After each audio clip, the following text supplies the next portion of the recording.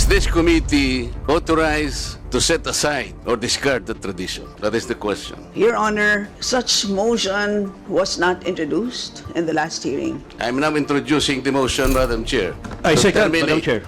To terminate the consideration of the budget of the Vice President, Madam Chair, on the basis of the long and time-honored tradition, Madam Chair. In order for us to respect a tradition in the same manner that we have respected the tradition here that the first to interpolate every time is the member of the minority. That is the tradition. We have not yet discarded that. We're observing that because we are honorable members of this Congress. So the question is, why have we discarded that tradition? Is this committee authorized to set aside the tradition? If we are not able to do that, Madam Chair, then I honorably, respectfully now, move to terminate consideration of the budget of the office of the Vice President, and I so move. Second, Madam Chair. Ang tanong ko nga po ngayon, dahil nga po sa nangyayari ngayon sa budget ng Office of the Vice President, and despite her manifestation that she will no longer defend her budget because she forgoed, sabi niya, I will forgo my opportunity to defend the budget of the OBP for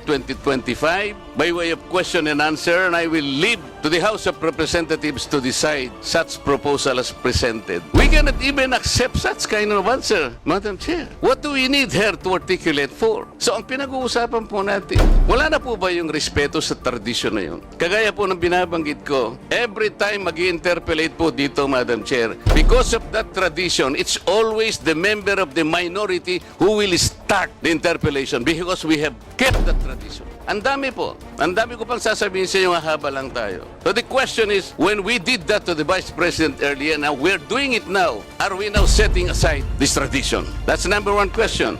Number two, is this committee authorized to set aside the tradition? Your Honor, short answer is no to both questions. Okay. If that is the answer, Madam Chair, and we are all bound to respect one tradition so sacred in our hearts, because we are called honorables in this house. We cannot be honorables if we cannot honor our own tradition. We are defined by what we believe as a tradition in this house. So if we are now all amenable that we have kept that tradition, no longer questions are being asked, then I will respectfully move, Madam Chair, to terminate the budget of the OBP for 2025. I object, Madam Thank Chair. you.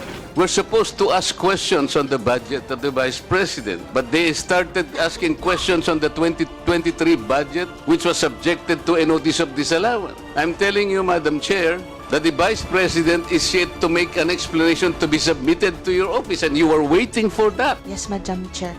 Correct. That's why when we were subpoenaed, we explicitly Oo nga. mentioned that So, tama these bang- are not yet. Tama ba kung Final. magtanong na ng magtanong ngayon habang ikaw ay hindi mo pa nare-receive kung ano yung sagot niya?